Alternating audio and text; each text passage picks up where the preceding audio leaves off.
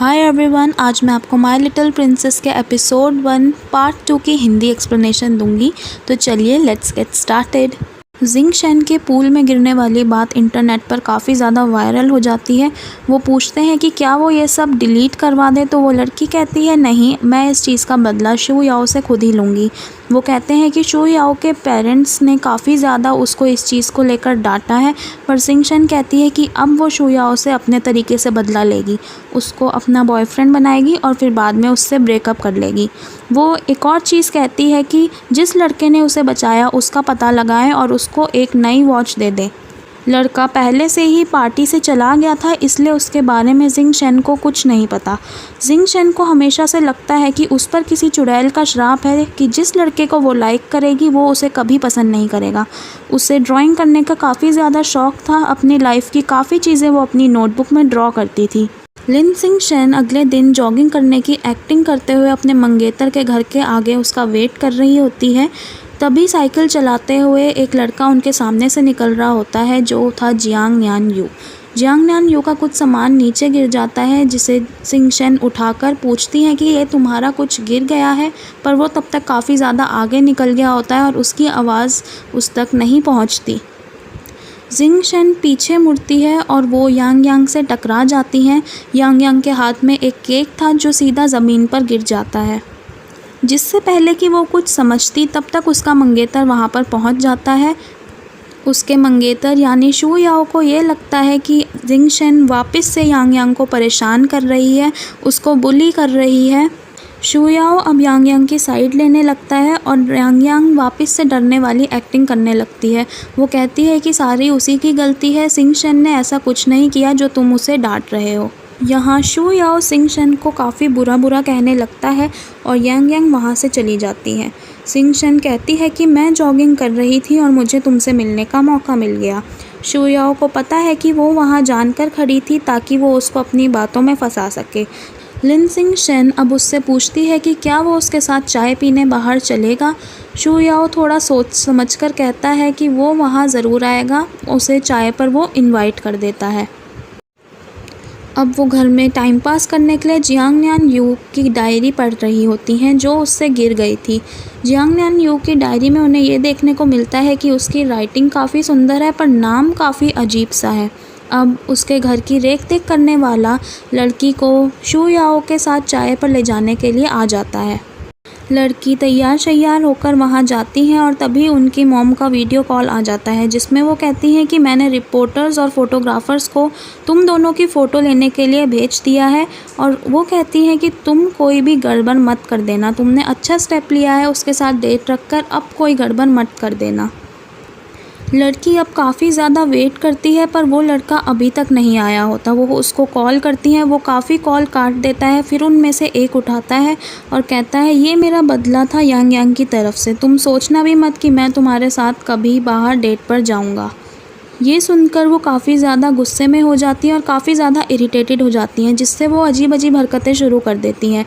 ये अजीब हरकतें रिकॉर्ड कर ली जाती हैं और अगले दिन ये न्यूज़ बन जाती है। अब स्टोरी में जिंग शेन का एक और सीक्रेट पता चलता है कि वो बुक स्टोर में जाकर मांगा रिलेटेड बुक्स पढ़ती हैं।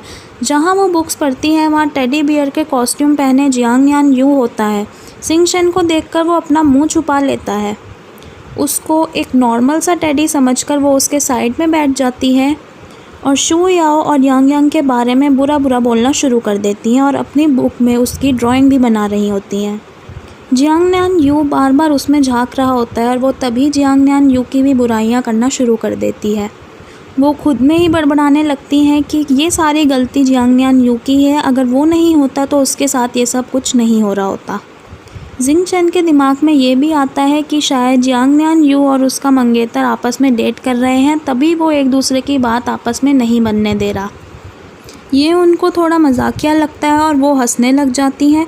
अब गुस्सा निकालने के लिए वो टेडी को पीटने लग जाती हैं, जिससे जियांग न्यान यू कहता है कि बस करो। वो शौक होकर कहती है कि टेडी जिंदा है और उसने सब बातें सुन ली। अब वो उस टेडी बियर से पूछने लगती हैं कि क्या उसने सारी बातें सुन ली। वो मना करता है और वहाँ से भागना शुरू कर देता है। वो लड़की भी उसके पीछे पड़ने लग जाती है, पर तभी शॉप की मालकिन उससे बोलती है कि उसने पैसे नहीं दिए हैं। लड़की का वॉलेट उसकी कार में ही छूट गया था, जिस वजह से वो अब पैसे नहीं दे सकती थी। तभी वहाँ पर वो वाइट टेडी आकर उसकी तरफ से पैसे दे देता है और अब लड़की उसका मुंह देखना चाहती है ताकि वो उसको वापस पैसे दे सके। लड़की कहती है वो किसी का उधार नहीं रखना चाहती, तो वो जल्दी से उसे अपना फ़ोन नंबर दे दे या फिर अपना फेस दिखा दे। जियांग न्यान यू उसको अपना मुंह किसी भी हालत में नहीं दिखाना चाहता है, इसलिए वो वहाँ से भागना शुरू कर देता है। वो लड़की उसके पीछे ही पड़ जाती है और पीछे पड़ते पड़ते वो एक सुनसान सी जगह में पहुँच जाते हैं। वो लड़की उसका सर देखने के लिए उसके कॉस्ट्यूम का सर हटाती है, पर उसमें उसका ब्रेसलेट फंस जाता है। तभी वहाँ पे 2 गुंडे टाइप के आदमी आते हैं। टेडी और लड़की चुप हो जाते हैं और उनकी बातें सुनने लग जाते हैं। जिंग शन के हाथ में एक मोटा सा कीड़ा बैठा हुआ था, जिसे देखकर वो चिल्ला जाती हैं। वो भागने के लिए अपना हाथ खींचती हैं, जिससे वो ब्रेसलेट भी टूट जाता है।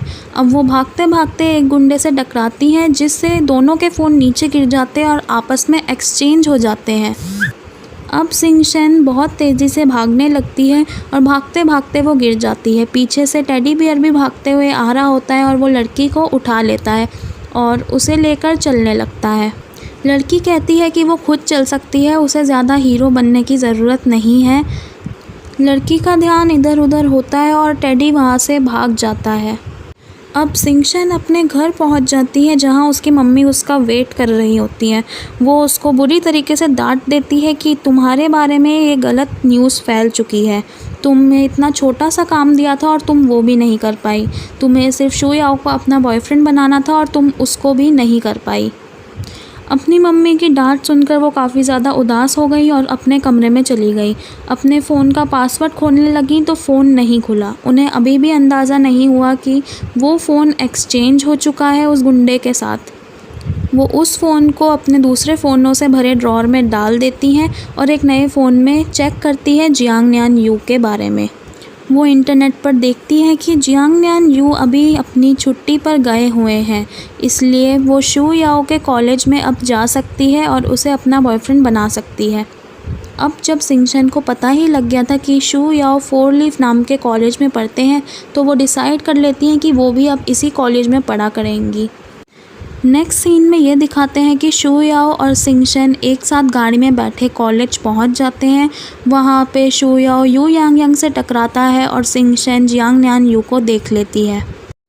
तो यही था माय लिटिल प्रिंसेस का episode 1 part 2 Hindi explanation. If you like this video please like करें और प्लीज़ मेरे चैनल को सब्सक्राइब करें फॉर मोर सच वीडियोज़।